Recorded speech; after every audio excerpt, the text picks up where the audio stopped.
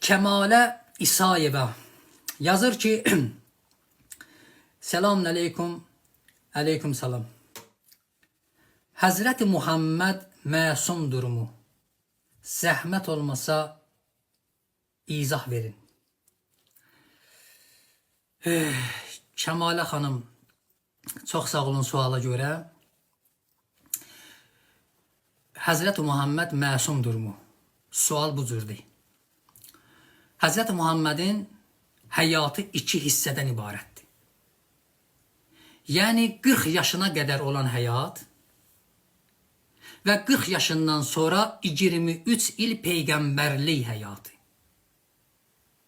Sizin sualınız budur ki, Həzrəti Muhammed məsumdurmu?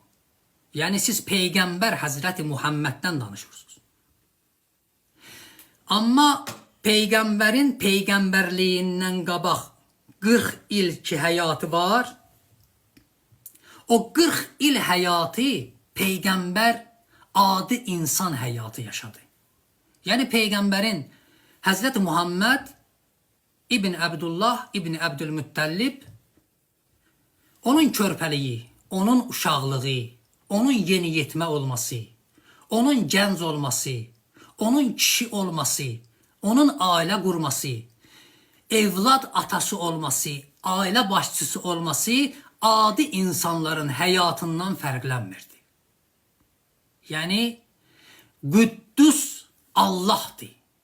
Hər şeydən pak, təmiz, yeganə Allah'dır. Nöqsansız Allah'dır.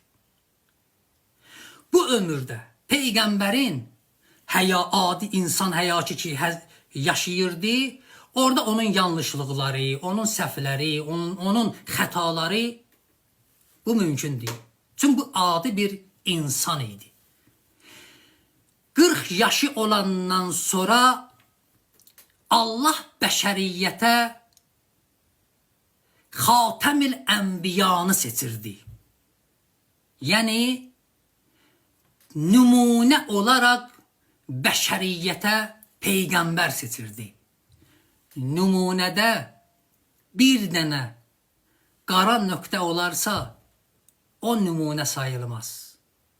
Nümunə pak olmalıdır, məsum olmalıdır. Qur'an-ı Kərim nə buyurur? Buyurur, biz onu bütün çirkinliklərdən pak etdik. Çirkinliklər deyəndə Allah bizə nəyi anlatır? Yəni insanın dərisi altında 4 şey mundardır. Bu Həzrəti Adəm